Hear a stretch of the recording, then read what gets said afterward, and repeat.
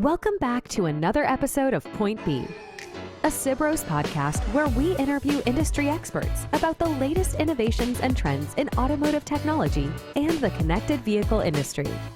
Tune in to learn about topics ranging from the next generation of electric vehicles to advances in connectivity and micromobility. Welcome to our Point B podcast, where we discuss the future of mobility and the underlying market forces and technology that will drive our industry forward. Today's podcast will cover the digital transformation of the fleet-based industries.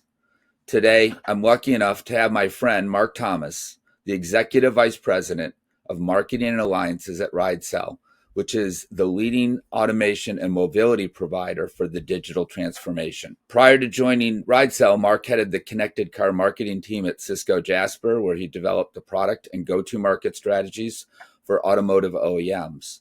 And before Jasper, Mark led the product marketing at Here. Mark also served in marketing and strategy and business development roles at Apple and Nokia. Welcome, Mark. Thanks, Steve. It's great to be here. Let's just start by talking a little bit about Ridecell. Yeah, absolutely. Ridecell is a company that got its start in the shared mobility. In fact, our name Ridecell means get a ride with your cell phone. So we've been focusing on really allowing people to share their transportation. We have a shared mobility platform that does essentially every flavor of car sharing, station-based, free-floating, scheduled, on-demand, corporate, government. Really, the goal is to try to get as many people as possible using those vehicles, because a typical vehicle, as we all know, sits about 96% of the time and really is only in use about 4%. So that's been our roots and our legacy. I'm picking up on that 96% of the time a vehicle just sits idle.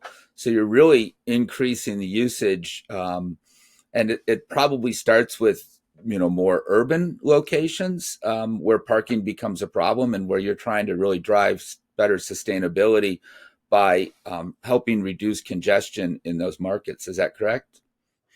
Absolutely. The urban centers, people think of vehicles as freedom. But when you live in a city, it's anything but.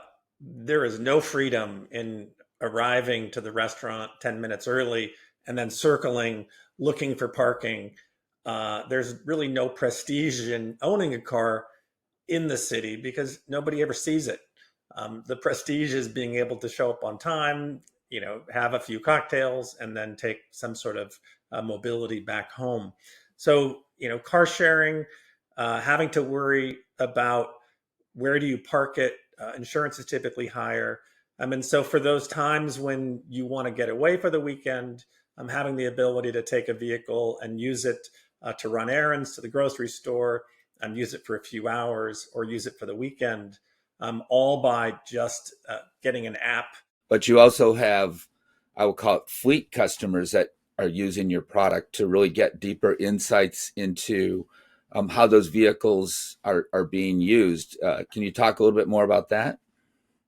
Absolutely. One of the things that we learned from spending so many years getting the maximum efficiency out of car sharing fleets was that car share fleets are probably the most digitally transformed fleets of any kind of fleet. And what that means is today, most fleets have spent all of their technology and effort taking raw data and turning it into insights. And then those insights end up at some fleet manager's desk to figure out what it is that needs to be done. And then it ends up that fleet manager has to do the work themselves. For car sharing fleets, what we've done is we built an automation engine that can detect typical error conditions with a car share vehicle, like, hey, there's not enough gas in the car, so somebody's not going to want to rent it. Or it's parked in a street cleaning zone, and if it doesn't get moved, then you'll end up, incurring a fine. So there's, the check engine light's on, it needs to be resolved.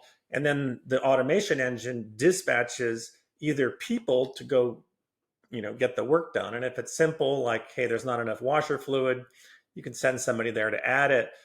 If it's like this car will get a ticket if it's parked here after 2 p.m. when street cleaning is, the system automatically would do things like discount the price to incentivize somebody to take that particular vehicle rather than a different one.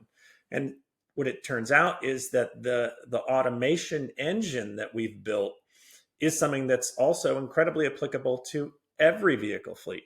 And in fact, the bigger the fleet, the more one needs to automate the kinds of work that's done.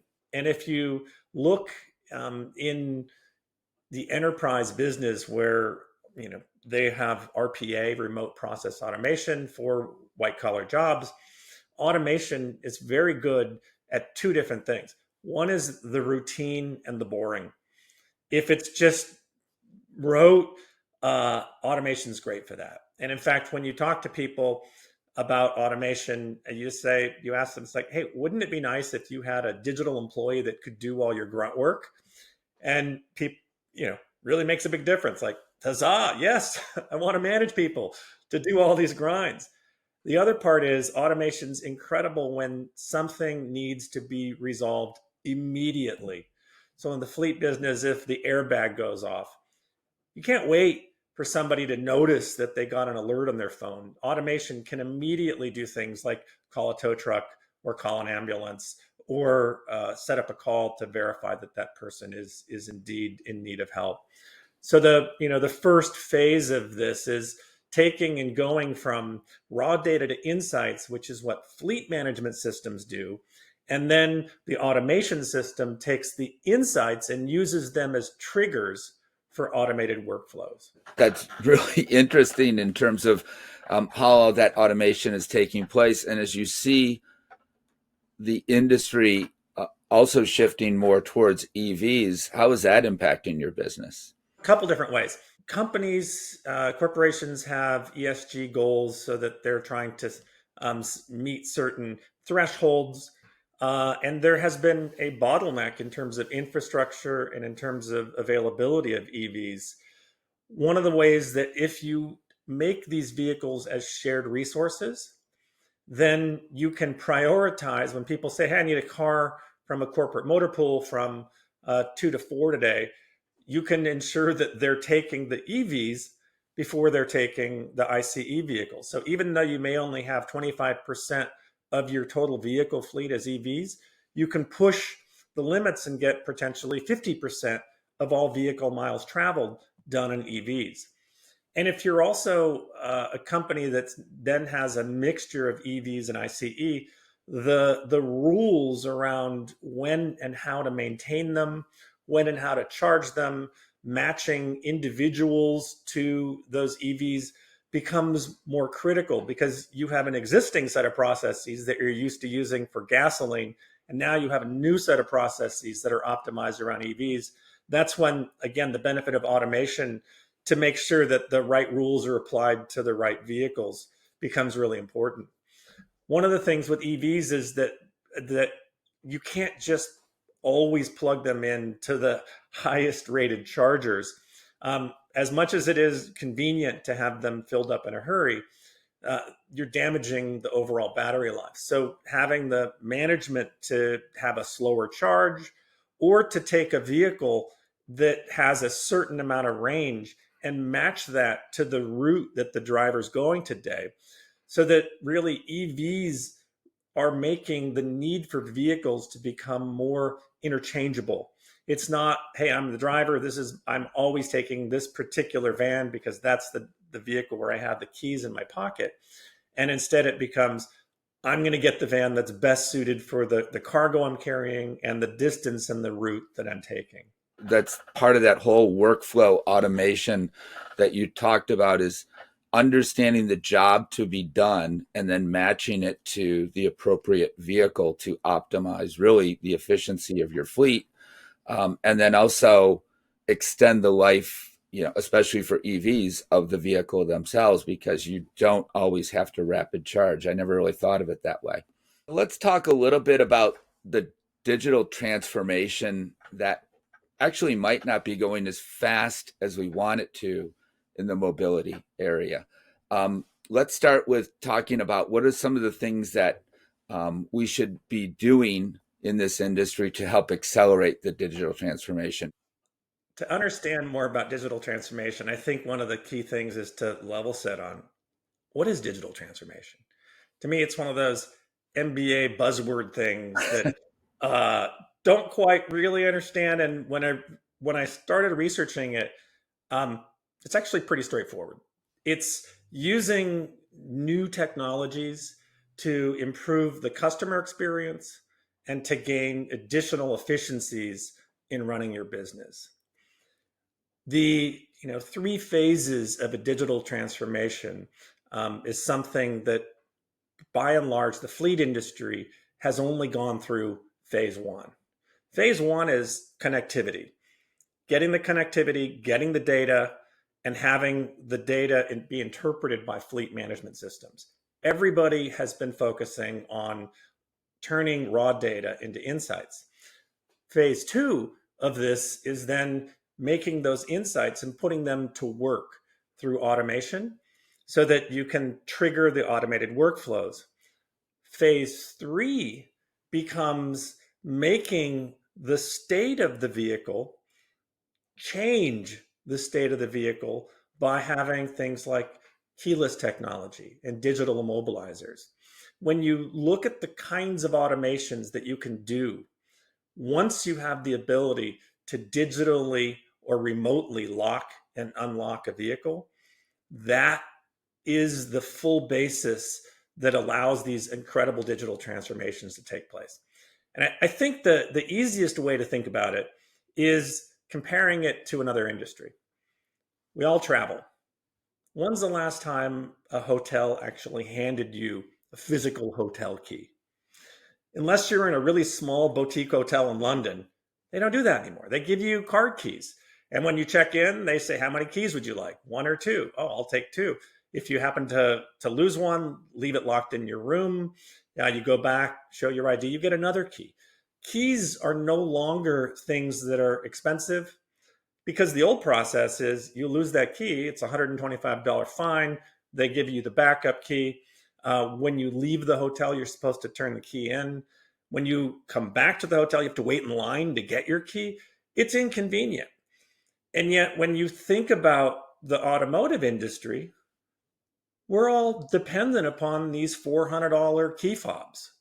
And in fact, that same concept of being able to use a NFC key, or how about your employee badge, and use that as the key. And so instead of having a key that's dedicated to the vehicle, you end up having a key that's assigned and associated with an individual. And then in the cloud, the access rights to what that key can open becomes part of the digital transformation.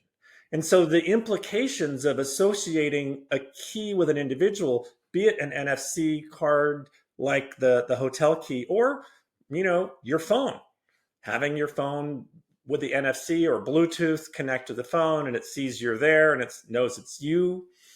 Once you have made that changeover, we can really start to look at all sorts of digital transformation things. Let's take a couple examples. Roadworthiness is a big concern. Does the vehicle have the check engine light? And typically the model is somebody gets in the car, driver sees the light on, they kind of shrug. Does it start? Does it drive? They take it. The concept that they're going to get out and go, hey, the check engine light's on, I'm going to need a different van, go turn their keys in. When you have a digital transformation in place, you can use that automation to check the state of the vehicle before the driver gets there.